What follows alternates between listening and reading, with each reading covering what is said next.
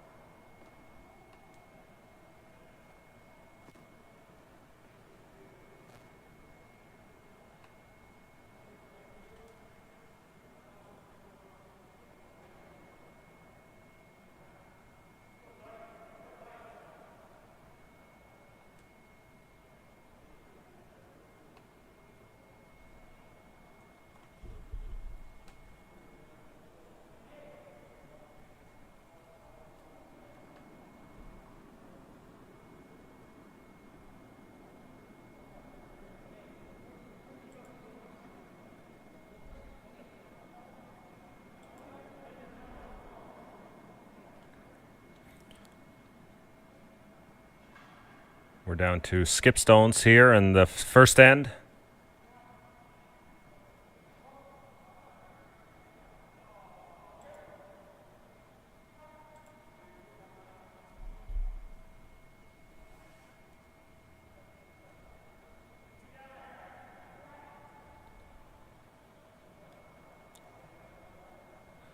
Woods a little bit heavy on that last shot. Looks like it's going to leave Connolly a draw for two here in the first end.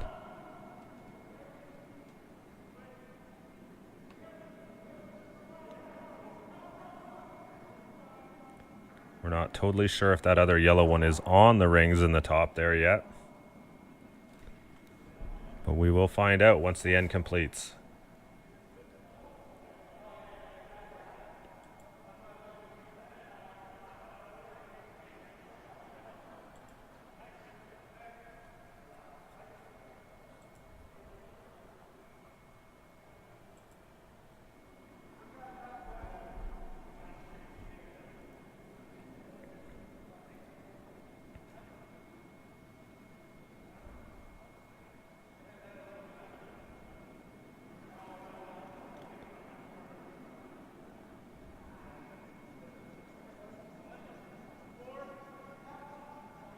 Nick Connolly out of the Pittsburgh Curling Club. Pittsburgh has recently opened a brand new dedicated facility. Been curling for probably almost 2 months now, so Nick's been on the ice for some time, I'm sure. Heard a little bit from some people at the facility that things seem to be going smoothly there. Again, following extreme COVID precautions, masking, single sweeper. Here we're a little bit more different. We've got a second sweeper in play, but that sweeper has to stand back, keep their distance, and they're able to still be in play to help judge and time stones and still be an active member as part of the team while maintaining some safe precautions.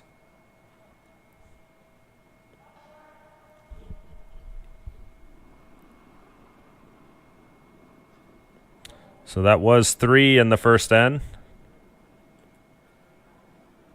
Quick start for Connolly.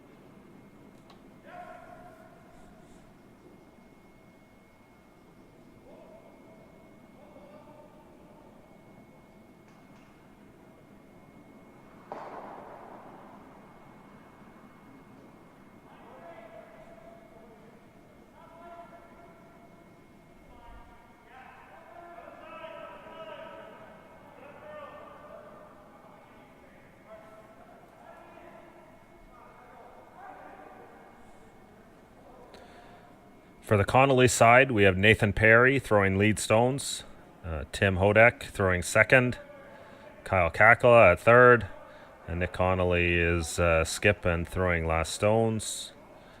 On the Nigerian side, we have Fabian Contreras-Cole at lead, Chris Nemeth at second, Tijana Cole at third, and Harold Woods at skip. We are not 100% certain on throwing order on either of these lineups, so we'll do our best to make sure we have it updated as we go. We're going with registered lineups for the spiel. Of course, as you see there, the Nigerian side is still very new in its development of the sport of curling. They are the first African side to become part of the World Curling Federation and to represent, to have a country, to have a team at the World Championships. So it's pretty exciting to see something like that.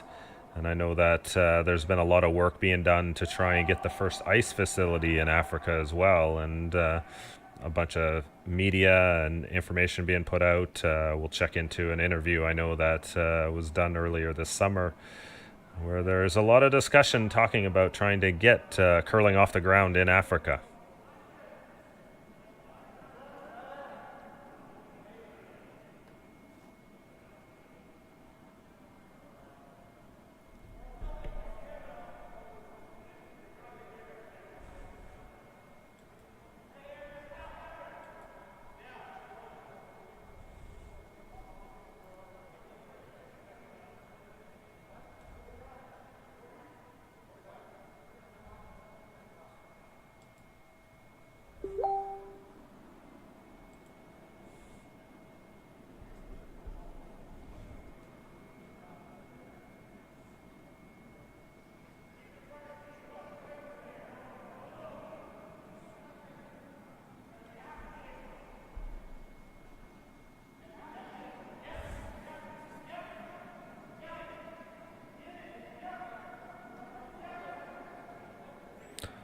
Chris Nemeth at second stones there.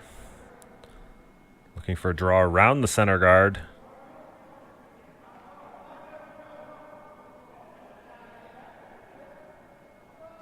A little heavy on the draw. And that rock slides through.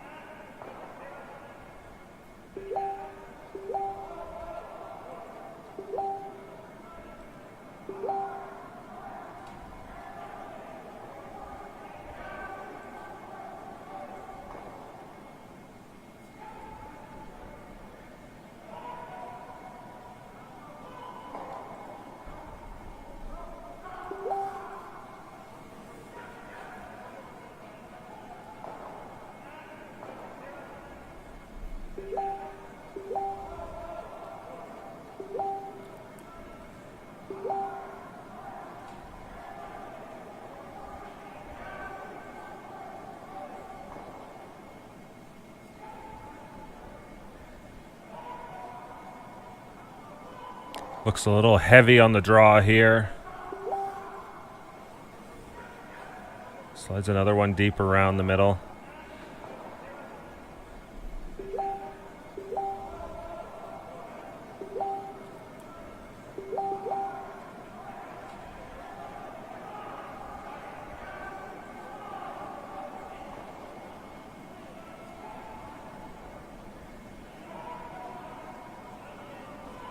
Looks a little heavy on the draw here.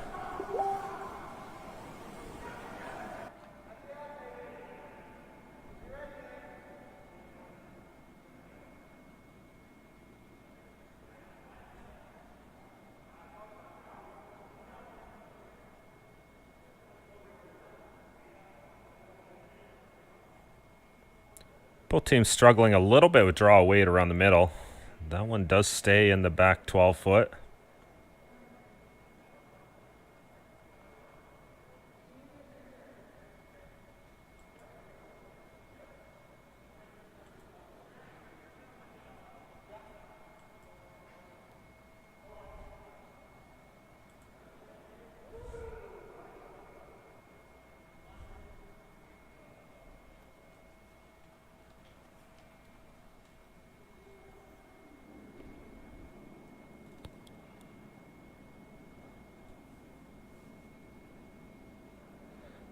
Looking to use that center guard, try and bury a stone, set up a potential score 2 here for the Nigerian side.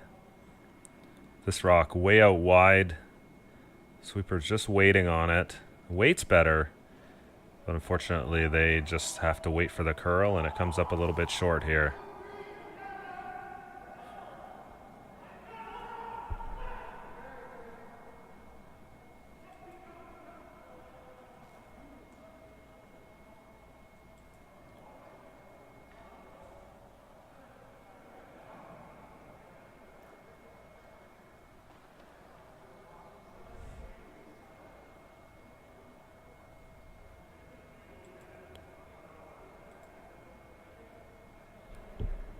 First of the skip stones.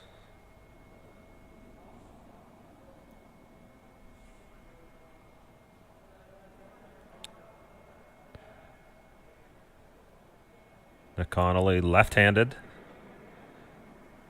Currently curling out of Pittsburgh, originally out of the Seattle, Washington area, I believe.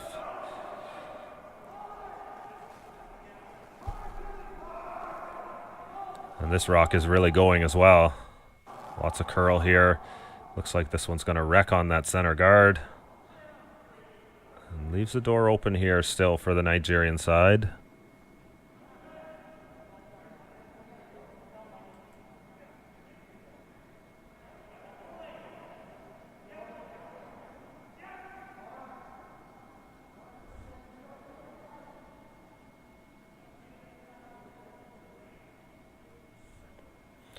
Just be aware, those scores on the left-hand side.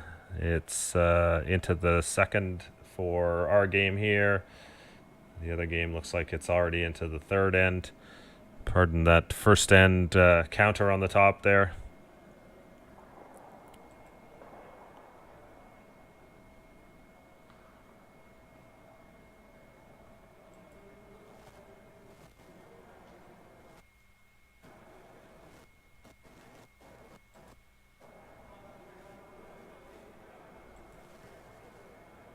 Still some discussion here as to what the call is going to be.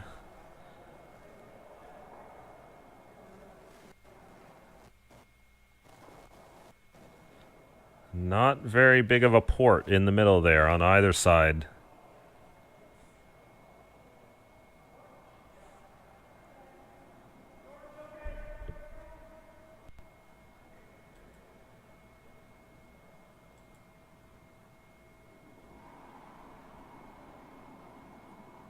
Looks like they're trying to come through that port. Just rub on the outside one. Had they made contact with the other yellow one that they just slid by, you're liable to maybe skirt on into the house. Of course, looking at the live monitor, here comes the result here. Just needed a tiny bit more curl, and that would have got through and nose hit the back and potentially sat for shot.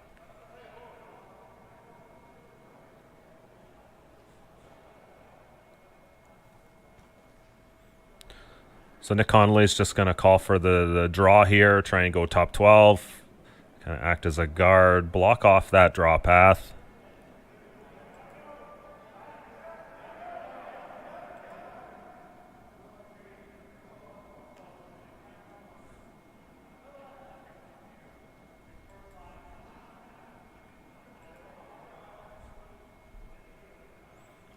Key to this shot, you just want to be short somewhere.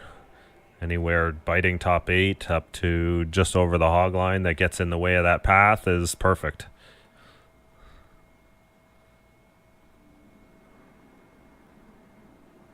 Last stone for Team Connolly. And the Nigerians have one more to come. And this looks a little bit heavy.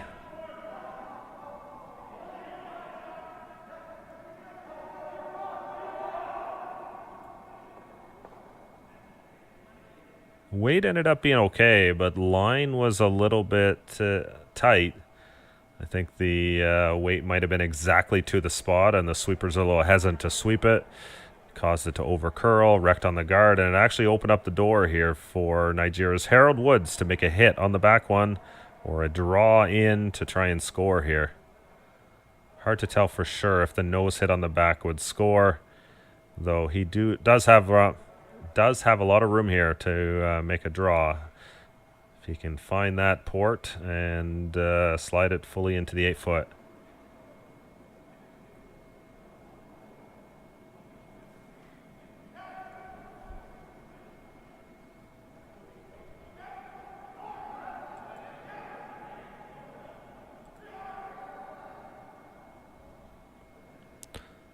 Last rock here, second end.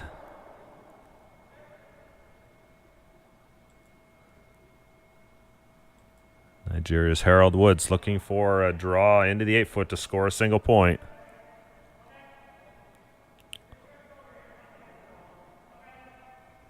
Looks like this one was wide and heavy. Unfortunately, promotes a Connolly stone into the rings.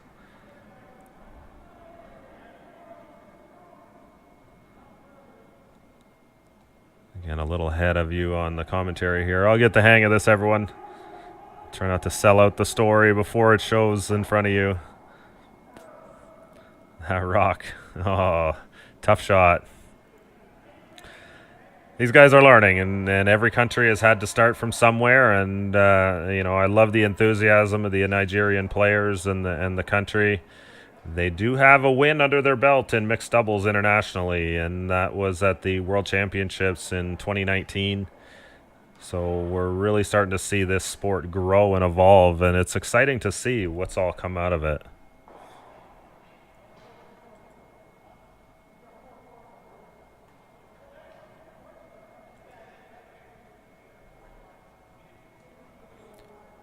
So a quick break here between ends.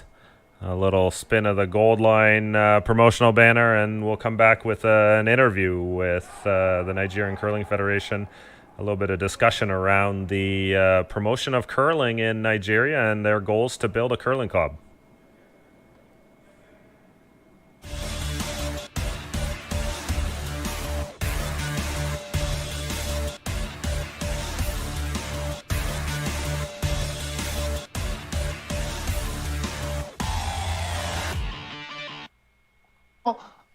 A few weeks ago, the story came out that we've actually, started work on developing an ice rink in Calabar. Tell us more about it. Well, Tayo, that's true. Like you said, and Austin also mentioned that for the game to develop, we had to put a structure in place, and that is why from inception, where we started the curling federation in Nigeria, we had a blueprint that for the sport to come to stay, we just have to get our roots right. If you could remember when I was on your show, I think in 2018, then I think it's Yemi that asked a question: what will we do to prove the skeptic wrong? I told him that if Nigeria cannot go to the ice country, ice will definitely come to Nigeria to stay. And that's what we are doing. We have already bought a property in Calabar, Cross River State. The property is about 27.366 square meter property, which we started, developing as of now on the first phase by clearing the land. We've done that, and then we are fencing it as we speak. After that, we'll now move to the second phase, the groundbreaking and the rest. We are not just sitting back to, say we are a high sports nation now, just like other ice sports. We want to bring ice sports to Nigeria and make it stay. And the beautiful thing is that the facility we are developing now is going to serve other African countries, whereby we want to make our country also, we develop the youth to compete favorably when it comes to curling internationally. We want this sport to compete with the likes of football, basketball, like I earlier mentioned as well some years back in your show. You guys asked me, how is it going to be possible? First, we are starting off with the floor coiling. We're going to be producing floor coiling there in Nigeria, which we've started the groundwork. Then we distribute it to secondary schools, and everyone who wants to play this sport. That will be the level 1 of making sure that every household, everybody, every school, everyone who wants to play curling have the feeling on that floor curling. And joining that with the training aid, which one of us developed, Chris Nimet, it was also on your show some time ago. That also will teach them the rudiment of the ice, how you can slide on ice without being on the proper ice. So infusing those together, everyone can know, learn, play curling, then they will transcend from that into the property that is the arena we are building now. And the unique thing about the arena is this. We're going to have 2 sides of the rings. One is for our dedicated curling, the other one is for other kind of ice sports, meaning that we want to make Nigeria a capital of ice sports in Africa. Sounds good, and huge dreams you've got, Damola. When you say you want curling to be as football in Nigeria, that's a lot of hard work you need to put in there. But tell me first, how can you spark interest? What is it about curling that will make somebody say, oh, they want to pick up the stick and get into the ring and start doing curling? What is it about curling as a sport? Curling as a sport gives you joy. Just the mere feeling of on being on ice alone, you experience a kind of joy you've never seen before, and that's why if you look at the totality of curling sport, it is recommended for so many kind of healing, like the children with the autismus and the rest.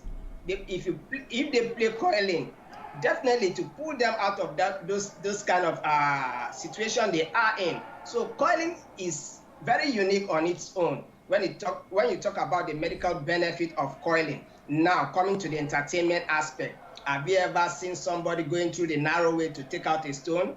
I bet you would like to see that. Go watch it and you see that. Now, making it a household sport in Nigeria to compete with football, just like I've said now.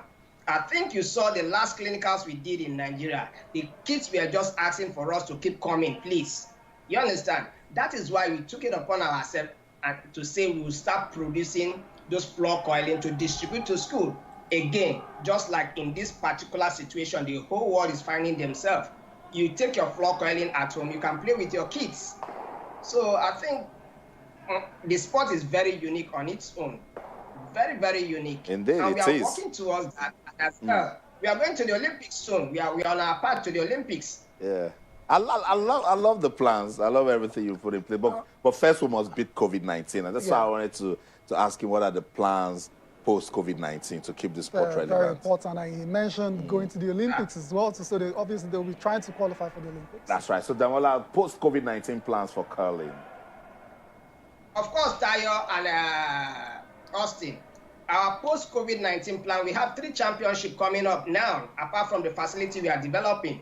We have one in Scotland, that's for the mixed 4. We have the second one in Wakkanai, Japan, both the male team and the female team. The good news about this is that our female-grown home team are going to be participating in the championship in Wakkanai, Japan.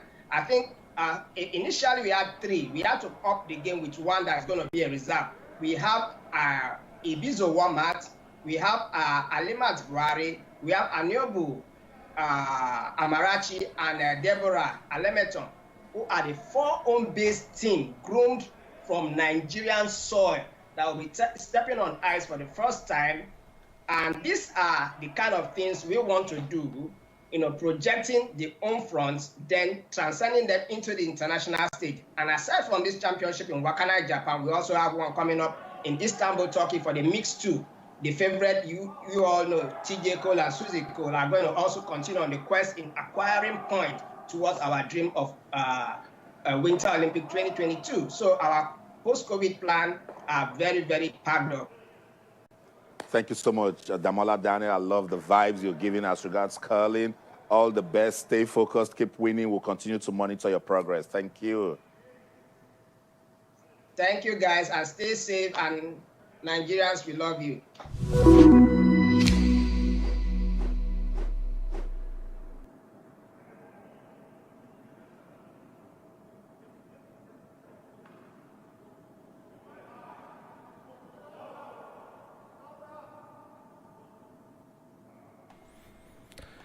That was Nigeria's Daniel Damola, or King Daniel, as he is referred to.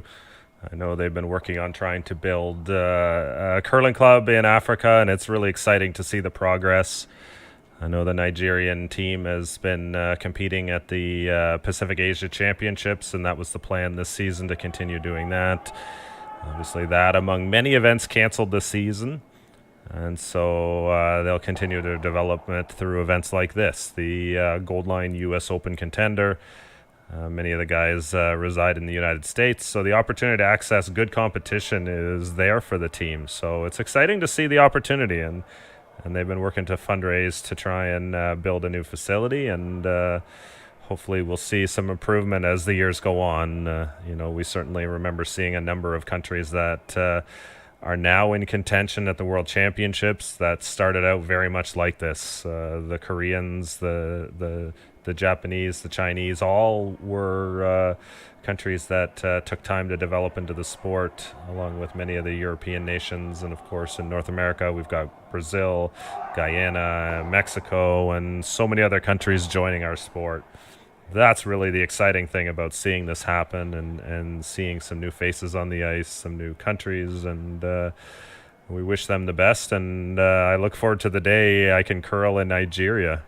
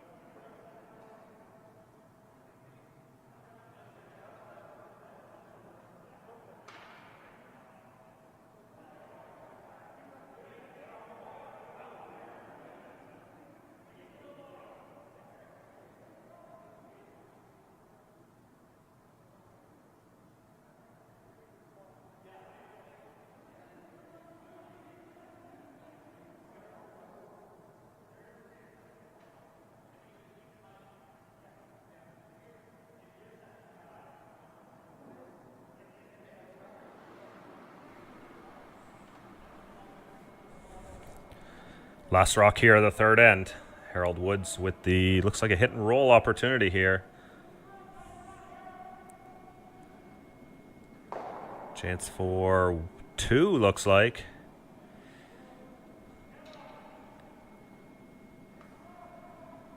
You can put 2 on the board for the African side. Score now 8-2. Nick Connolly over Harold Woods after 3 ends here at the Goldline U.S. Open Contender. I'll get this right before we know it. Here we're streaming live from the Four Seasons Curling Club in Blaine, Minnesota. We'll be back with the 4th end shortly.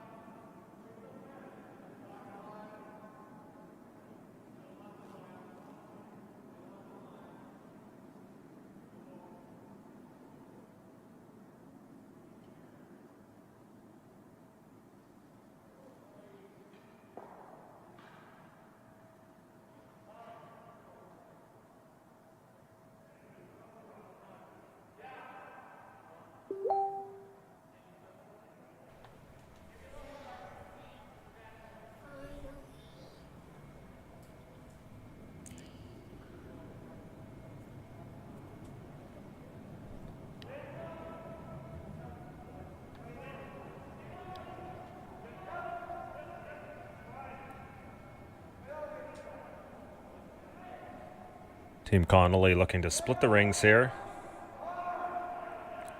Already lying a bunch under the corner guards. Trying to take the play away from that corner. For the Nigerian side, this is certainly a difficult situation.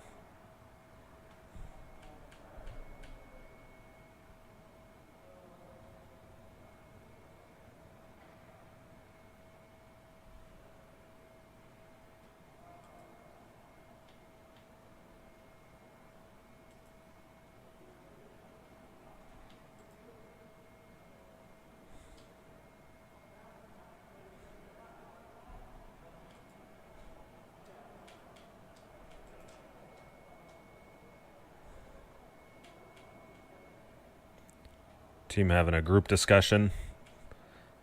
Trying to decide on their shot here. Looks like first to the skip stones.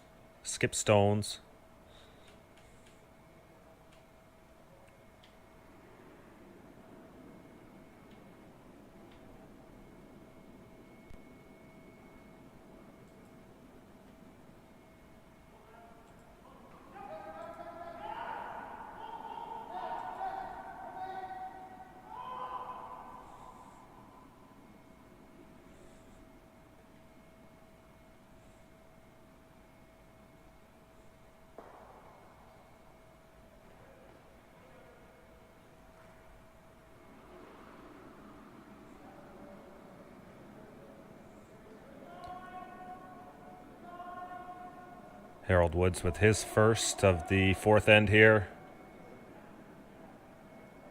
Looking to try and make a draw, out-turn draw here. Potentially get around the other stone, maybe tap it back, create some backing behind it. Not a bad effort, just needed a little bit more weight on that, a little bit more curl.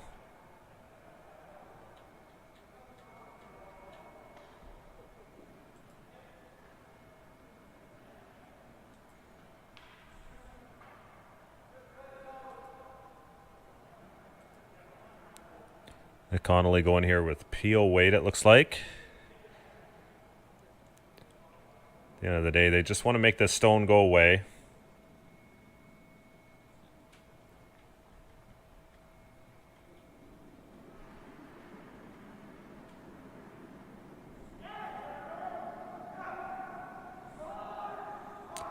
Good weight here. Just trying to hold this. Looks like a real nice shot, right on the nose. So it does leave a little bit of a spot for the Nigerians to hide their last stone. If you can come down with that same kind of draw weight as his last shot, get it around that yellow stone that's now kind of top 12 there, and try and stop it in the top 4. This ice looks like it will bury.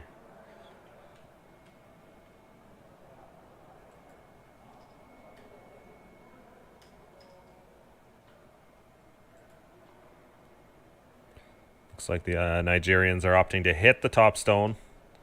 There's an opportunity to hit that top one, roll across, potentially lie shot on the other side.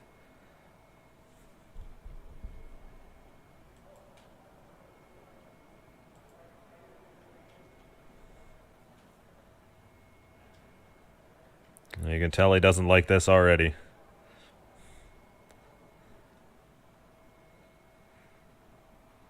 Tough spot here for the Nigerian skip.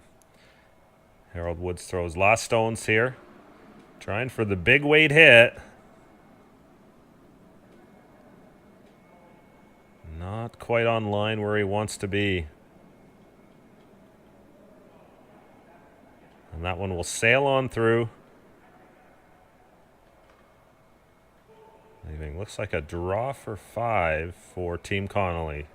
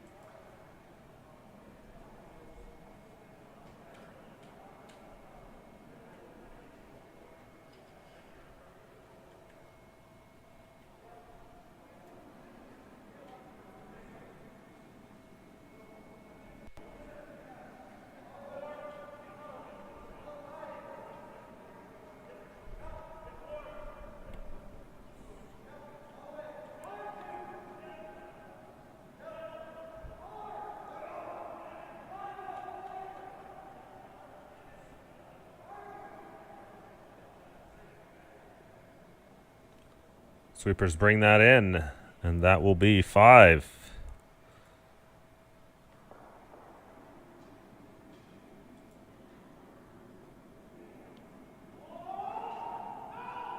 They'll extend the lead to 13-2 for Nick Connolly over Nigeria's Harold Woods. The Nigerian team, a real development side still, very early in their development here. But certainly a team that has a lot of energy, and it's exciting to see what they're putting into the game.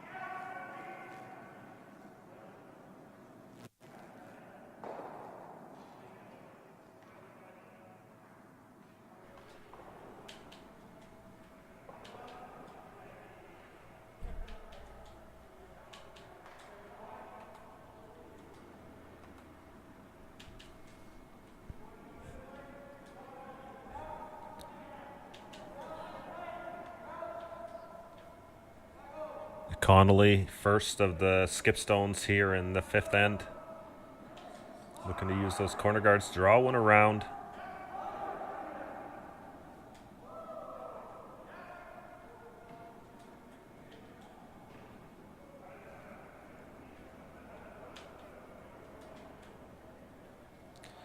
Really nice placement there.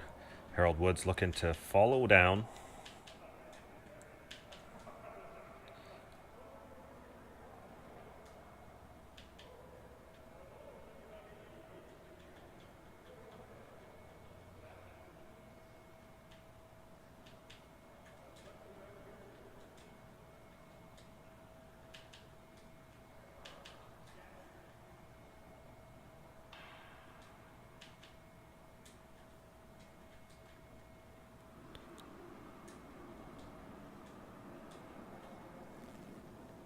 Looks like they're calling for the open side draw here.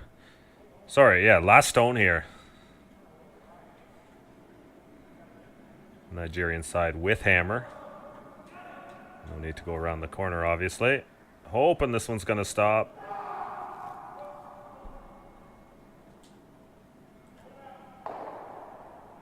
Looking for breaks here. Just goes a little too deep, and it'll be a steal of 1. Another point for Team Connolly. They now take a 14-2 lead after 5 ends here at the Goldline U.S. Open Contender round.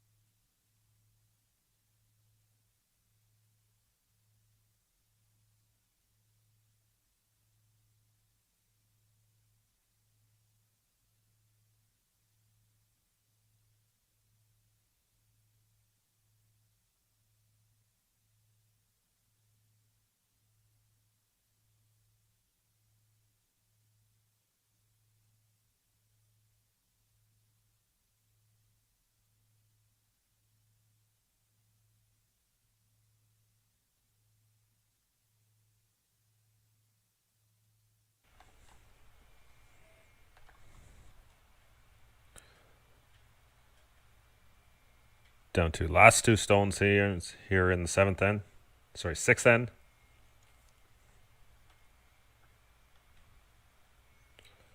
Nick Connolly looking to throw up a guard, protect shot stone, top of the 4-foot.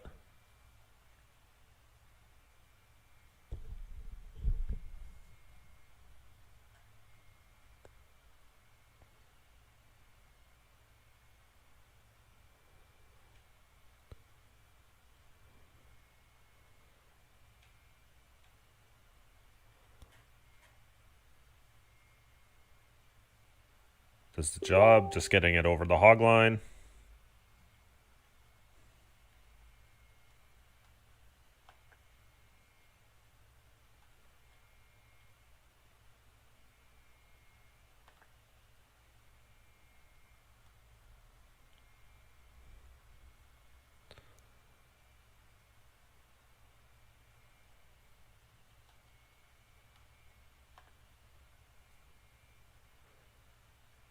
So really for the Nigerian side right now, there isn't much out there. Trying to figure out a way to score here.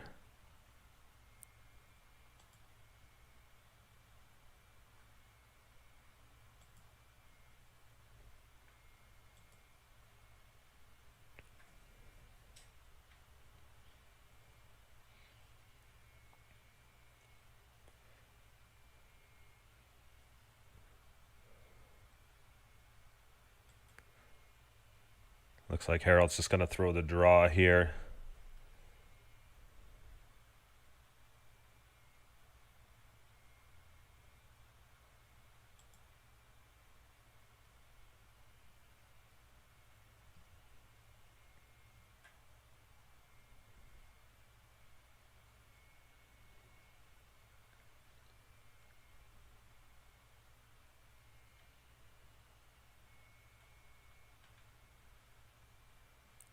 Last stone, 6th end. Nigeria's Harold Woods facing one Connolly stone buried under cover. Looking to get something close here. And looks like this thing's going to overcurl.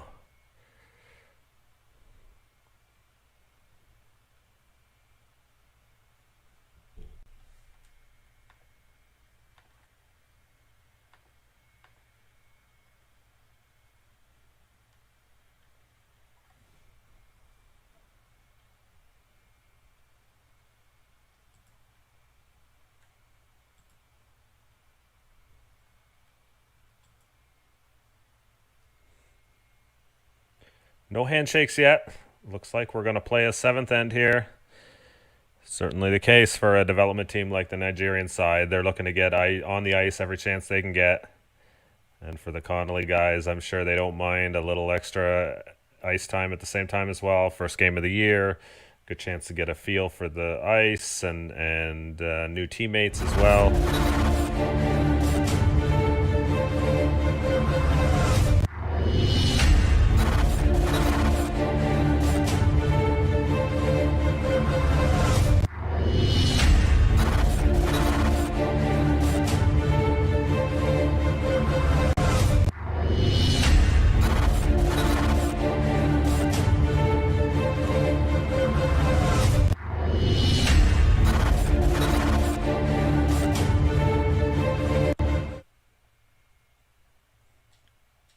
Back here, 7th end. We're streaming live from the Goldline U.S. Open Contender. My name is Jerry Gertz of CurlingZone.com. This game's certainly out of hand from the scoreboard's sake, but we're looking at Team Nigeria, looking to get some reps in here, continue to improve, and try and develop a curling program for their national team. We are going to be continued to stream all weekend here from the Four Seasons Curling Club in Blaine, Minnesota. This is the first event of the tour season that is being played in North America. They've been playing in Switzerland for several weeks now with the Schweizer Cup, Baden Masters. We've had a mixed doubles event in Oberstdorf, Germany, as well in this weekend in Adelboden, Switzerland, another fairly significant tour event taking place there.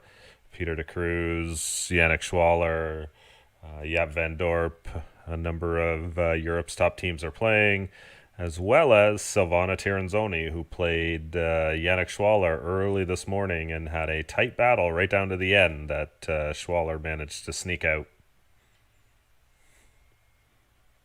So back here with the seventh end.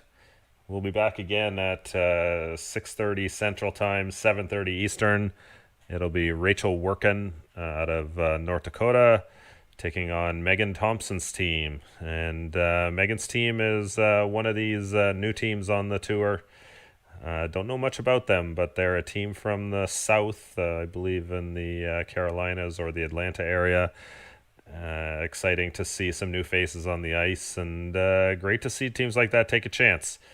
I'm sure it'll be an interesting matchup, but looking forward to be back with that game later on this evening. For now, we're going to finish this game off, and we'll let you continue to follow along with the action here.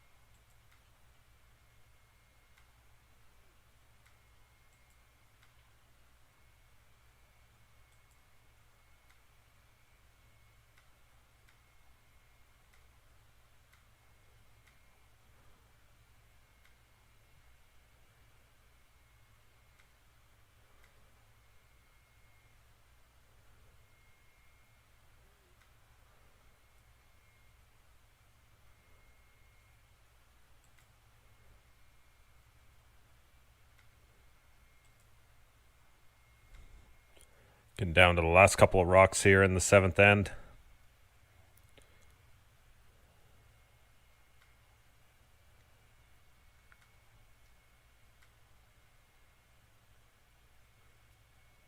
Nick Connolly, currently of Pittsburgh. His new team for this season, taking on Nigeria's Harold Woods.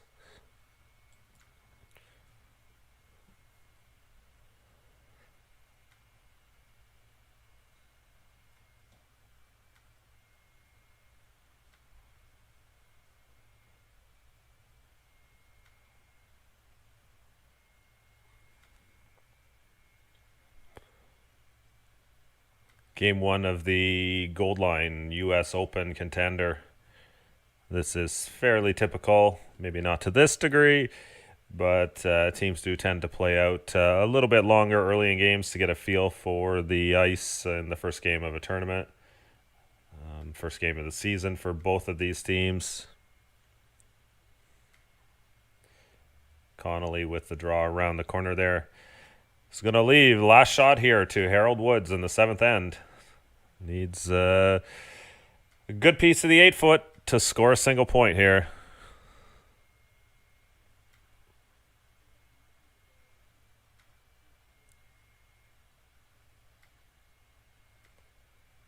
There we go. Sweepers following this down.